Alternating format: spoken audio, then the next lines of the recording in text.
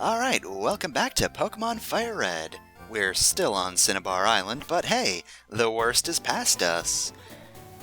So, let's head on back down to the gym. And now that we have the key, we can go in. So I bet this time around we beat Hideki to the punch. God damn it!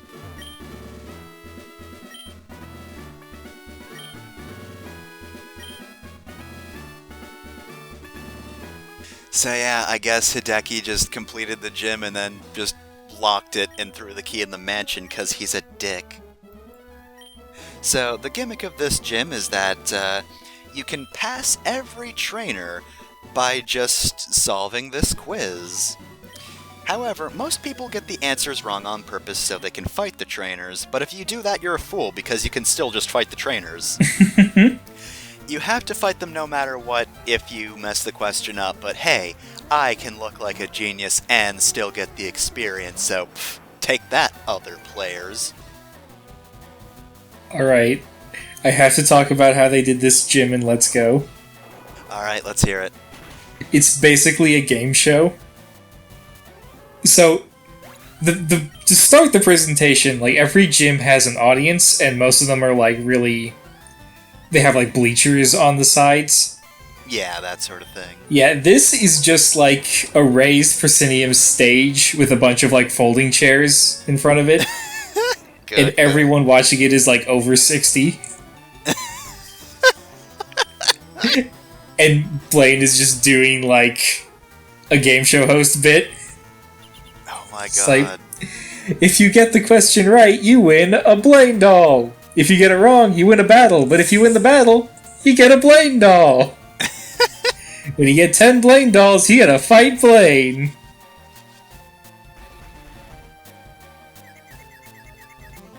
I really wish in that case, Blaine was like, actually I can't fight.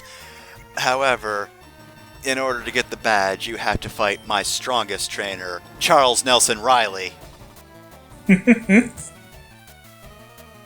Surprise, idiot, this was match game all along.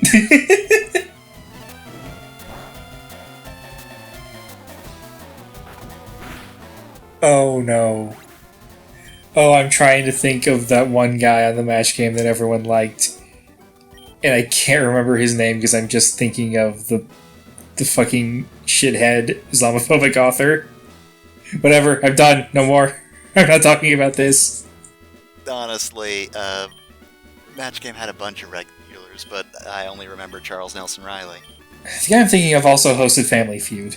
Family Feud. Welcome to the game show episode. Whenever I have a phone, I'll check on my own time. Welcome to the game show episode where I realized that I only ever really watched game shows when I was a kid, and not really willingly. You know, it's just the things your parents watched. Yeah, who the fuck chooses to watch a game show? What kind of loser? Pretty much just parents, I guess. Yeah, parents and grandparents.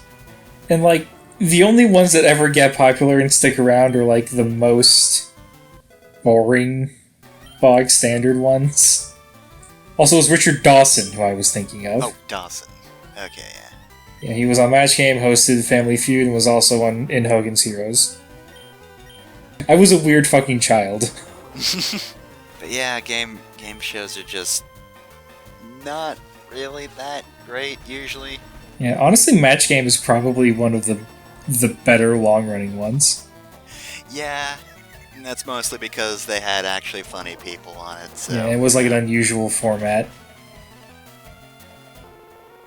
And then meanwhile, the fucking... Oh god, what was the briefcase game called? Deal or No Deal? Deal or No Deal, yeah. I love how many video game versions there are of Deal or No Deal, as if anyone would fucking bother. God, just... I've watched more than one episode of Deal or No Deal. How did that happen? It's just a probability game. Fucking, why would I watch math?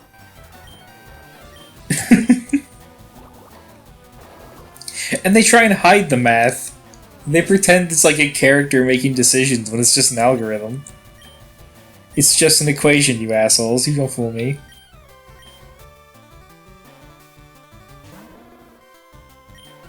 Yeah, feel like game shows really shouldn't be about one game. Should just be a game show that's about different games. I guess, like, You mean The original Price is Right? Yu-Gi-Oh! That one's alright. But I briefly thought about that fucking one, like, Japanese game show that I saw way, way, way back when I was younger, where it's just people trying to fit into shapes and, like, walls that are coming towards them. Hole in the Wall? That made it to the US, actually. Oh, neat. And not dubbed, like the concept was redone over here. Oh, it's probably not great then. It was just called Hole in the Wall. They probably fucked that up somehow. Yeah, I think maybe what you're talking about. Was that like a part of a greater game show, or was it the entirety of the game show? I have no clue. Okay. But yeah, just that as a game show concept would be kind of funny, but then it would get old after like 2 or 3 episodes. Or 2 or 3 minutes. Yeah. Yeah, like, I still want to watch, like, episodes of, like, Takashi's Challenge. Is it Challenge or Castle? I think it's Takashi's Castle and Most Extreme Elimination Challenge. And if if MXC is not super problematic, I'd also like to watch that. And actually, you know what? Ninja Warrior counts as a game show, right? Yeah. Okay, that one actually rules. I had a fondness for Wipeout, which actually got sued by Beat Takeshi for being too close to Takeshi's Castle.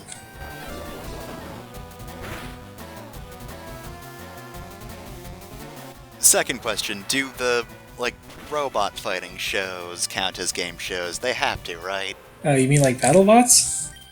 Robot Wars is the one I watched. I never watched any of them because I couldn't figure out where they were.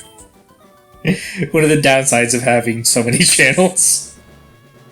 What the heck is even on? Uh-huh.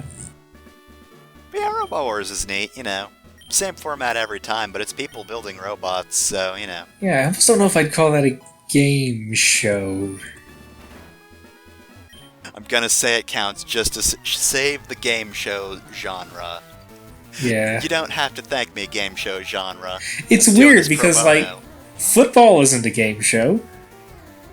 Yeah, that's just a sport. I guess Robot Wars is just robot sport? Yeah. It's weird. I would never think... If you didn't ask me this point blank, I would never classify it as a game show. It's robot blood sport. Oil sport. Anyway, I don't think Firestorm ever really won, but you know what? Go Firestorm, you're a good little robot. Just a good little wedge. Oh!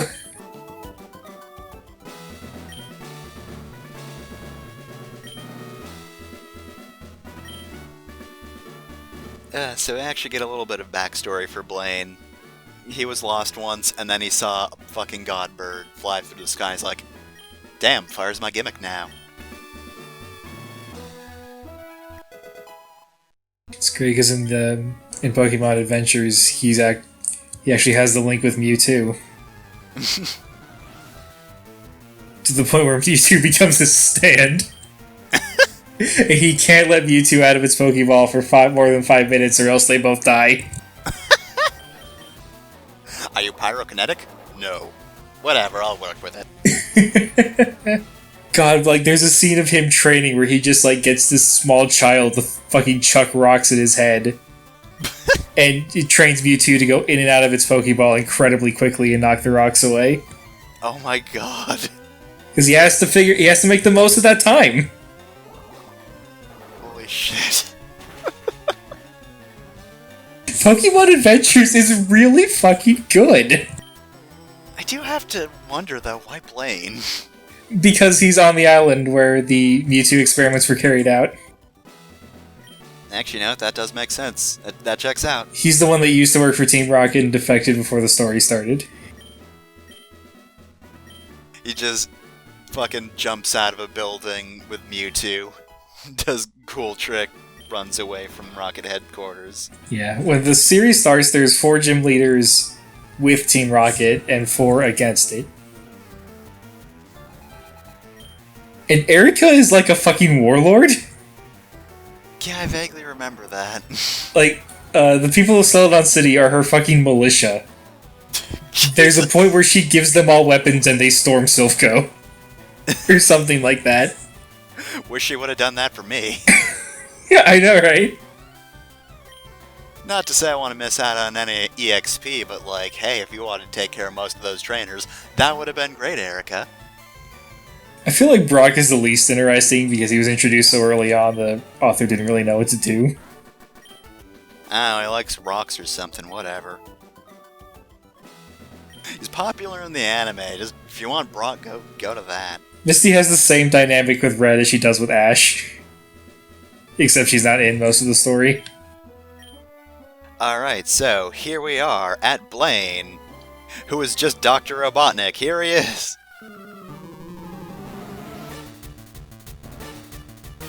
Actually, he looks closer to Gerald Robotnik, but whatever. For some reason, though, in the anime, he was like a hippie. I thought that was like a disguise. Was it? Because he was sick of fighting people and he didn't want to fight anymore, and then Ash, fucking asshole that he is. Well, he still looks like a hippie when he says, "You've probably guessed that my Pokemon will be Magmar," which, if I remember correctly, is the second time they fought. Yeah. Like, I don't think he ever changes out of the disguise, but the assumption is that he's in disguise. It's a little weird, yeah. I'm just Weird Al Yankovic forever.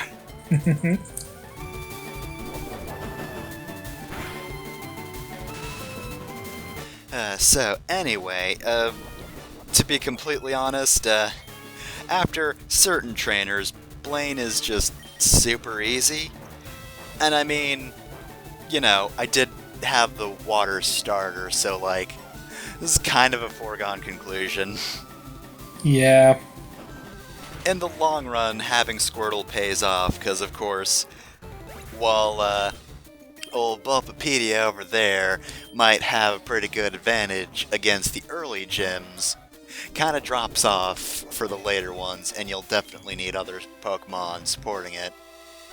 And then the Char family, they're good against Erica. I mean, I guess they would resist this, so like, if you're taking on this gym with like a Charizard, does it learn any Earth or ground type moves? It has to learn Dig. Yeah, everyone knows Dig. But yeah, it's really not that difficult to take down Blaine, like, especially since, as I've mentioned in previous gyms, there just comes a point where you're going to have Pokemon that are effective against whatever type you're going up against. You know, the early ones are hard because you do not have good variety. But yeah, there's just a whole lot of really good Pokemon who are just strong against Blaine, who's only got 4 Pokemon and only 2 evolutionary lines. He does have Fire Blast, which, to be fair, is really strong. It is one of the strongest Fire-type moves, especially in this game. You rush Shiitake? I mean, there's only so many Pokemon I really needed. It's not like it was going to come to the point where I'd need to fit him in out of nowhere. Turtle Misi wasn't going to be knocked out. Just, oh no, most of my good team has somehow been taken down. Alright, Shiitake, now's your time to shine. We're not playing the hacked version made by the Adventures fanboys who insist on giving Blaine the Mewtwo. Let's just introduce Mewtwo this early, why not? If you don't select anything for 5 minutes, though, both Mewtwo and Blaine die. And you just pick the badge off of his corpse. Ah, he's just the end, of course. Okay, and I checked. Charizard can learn Earthquake and Dig. So, you know, it's actually not a bad choice. Like, because you're resistant to fire, then that means that Fire Blast won't do that much to you. You know, compared to others. To be fair, Turtle Misi is also resistant to fire, but, I mean, look at Fire Blast here. His Pokemon are also fairly hardy, but also, like, that Arcanine's 8 levels ahead of Turtle Misu, so it's also a fault of me not grinding. Yeah, you mentioned him being easier, but he's brought both of your Pokemon that you use down pretty low. Yeah, again, part of it is just levels. Yeah. I don't know why I'm so low leveled. I don't think I'm usually this bad off, but yeah, like, his Pokemon are in their, like, early to late 40s, where I'm, like, barely reaching 40.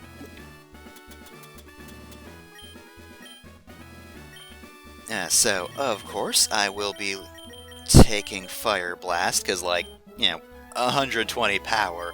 Why would I not give that to Char?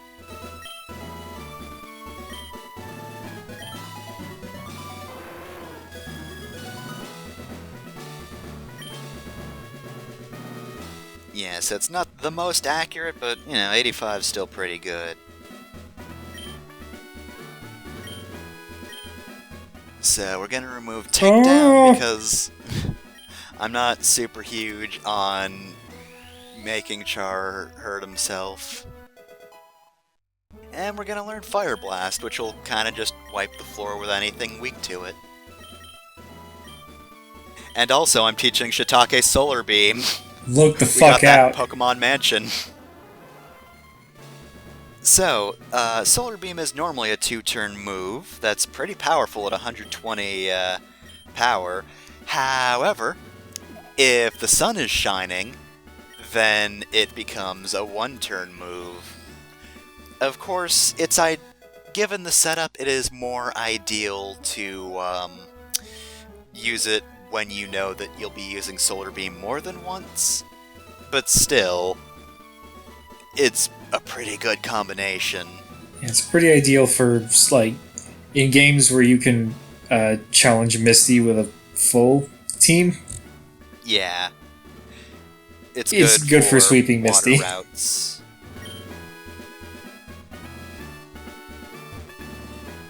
Alright, so that's 7 of the 8 gyms.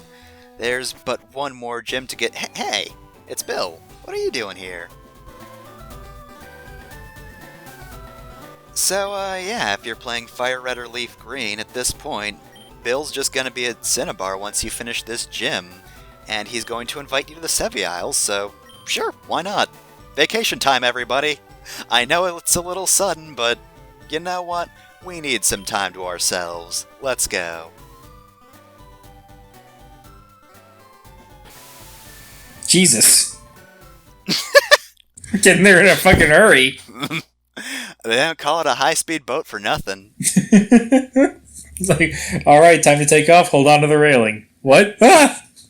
Together we can show the world What we can do. You are next to me and I'm next to you. That's why Bill needs you to go along. He can't double boost by himself. He tried, and just nothing happened. Alright, pilot of this boat, let's do it. No. I will never. I don't like touching rich people. Hoobastank kicked me in the face once. I personally refuse to ever deal with that song ever again. And he's still piloting the boat, but you just have fucking Bill and Otaru in the back, double boosting. This poor man's just sitting there holding the wheel going, God damn it. They're like dangling their legs over the side and kicking. It does nothing, but just we can show the world what we can do. told Bill I didn't want to hear that fucking song.